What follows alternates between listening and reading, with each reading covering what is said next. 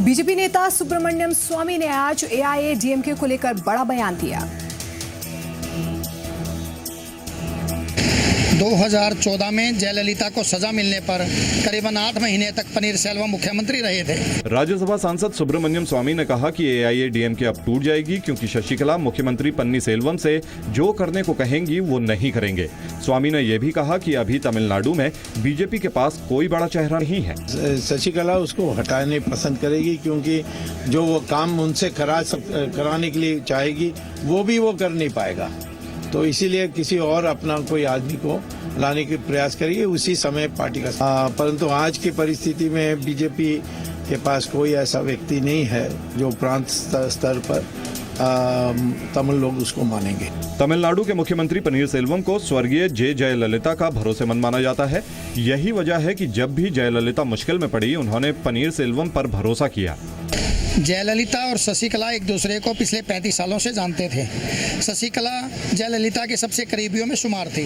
Bureau report के साथ राजकुमार गोयल, जी media.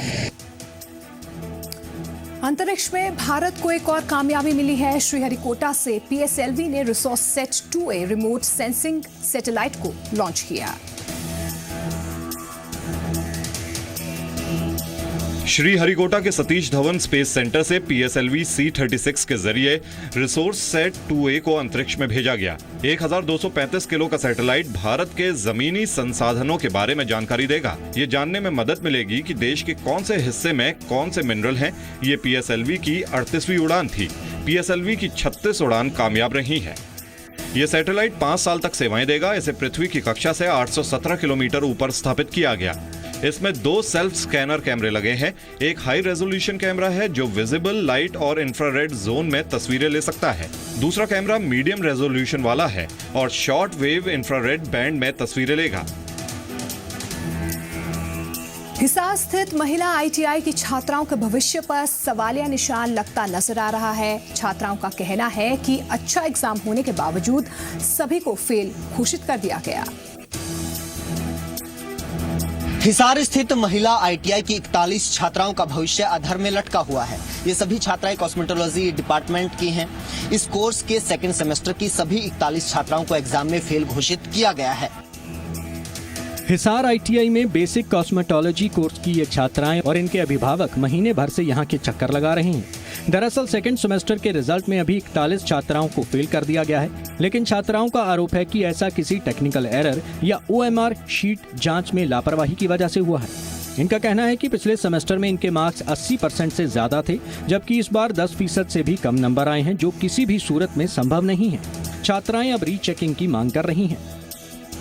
शुरू में तो पास दिखा दिया था, अच्छे मार्क्स आ रहे थे। अरे बाद में ये 0% दिखाकर वहाँ नोएडा दाखिला ले रखा था तो वहाँ से निकाल दिया गया है। 2 साल से हमारे रिजल्ट बहुत खराब आ रहा है। इस साल भी बहुत 41 बच्चे हैं हमारी क्लास में, 41 के 1 बच्चे फेल हैं। क्या वजह लगती है? हमें तो कोई टेक्निकल या फिर कंप्यूटर या कुछ भी। हमारा एग्जाम तो काफी अच्छा हुआ था।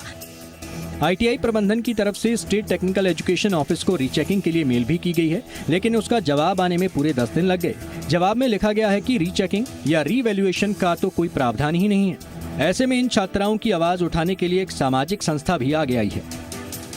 इन बच्चों को न्याय दिला पाएंगे कि जो बच्चे जिनका भविष्य भी अधर में लटक गया है, 40 बच्चे जो बहुत टॉप हैं अपने आप में, तो इनके न्याय के लिए हम लगातार प्रयासरत हैं। उधर आईटीआई प्रशासन की माने तो उनकी ओर से चंडीगढ़ और दिल्ली स्थित टेक्निकल एजुकेशन दफ्तर में कई बार कम्युनिकेट किया गया।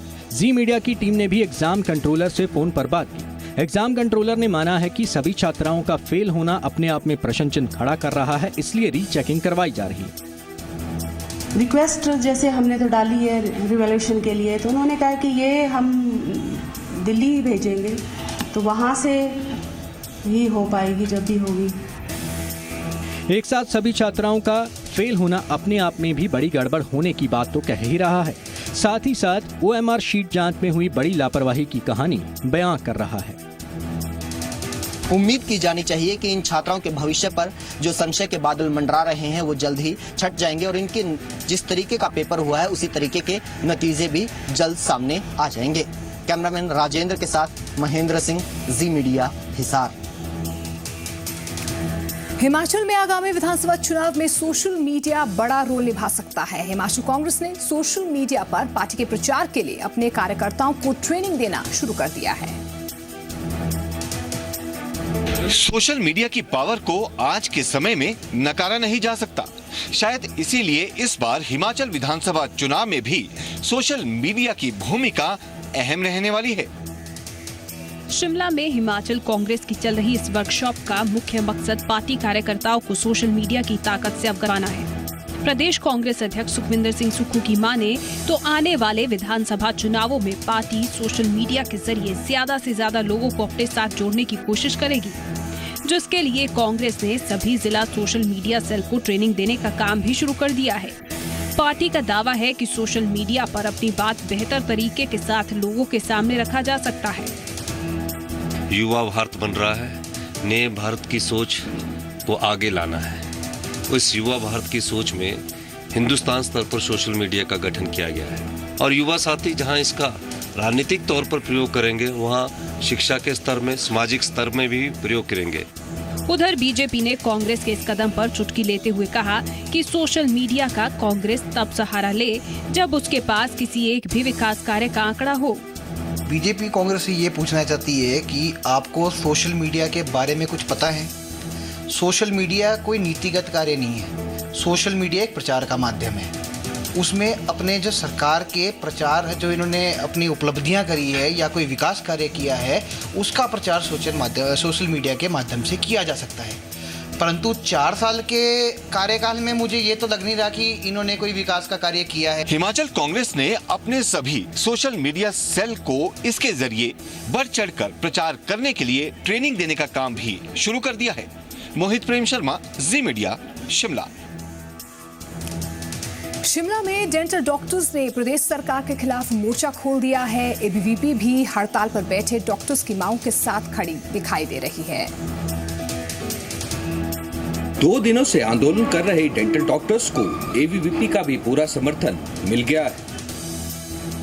राजधानी शिमला में 2 दिन से डेंटल कॉलेज के छात्रों का धरना प्रदर्शन जारी है, जिसकी वजह से मरीजों को भारी परेशानियों का सामना करना पड़ रहा है।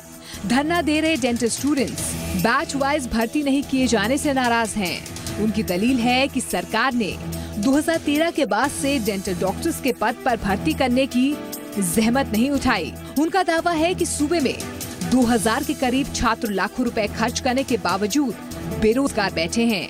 खास बात यह है कि डेंटल डॉक्टर्स की हड़ताल को शुरू से ही एबीवीपी का साथ मिल रहा है।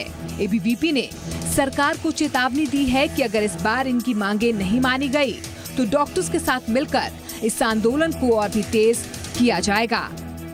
विद्यार्थी परिषद आईजीएमसी के जो प्रशिक्षु हड़ताल पे बैठे हैं पिछले कल से, उन सभी डिमांडों को जायज मानती है तथा उनके समर्थन में वह इस आंदोलन को उनके साथ लड़ने का विद्यार्थी परिषद ने निर्णय लिया है तथा प्रशासन से मांग करती है कि जल्द से जल्द ये दोनों मांगे जो मुख्य रूप से उन्होंने उठाई है, इन दोनों मांगों का जो है वो समाधान किया जाए। नहीं तो आंदोलन विद्यार्थी परिषद उनके साथ मिलकर इस आंदोलन को और मजबूत करेगी।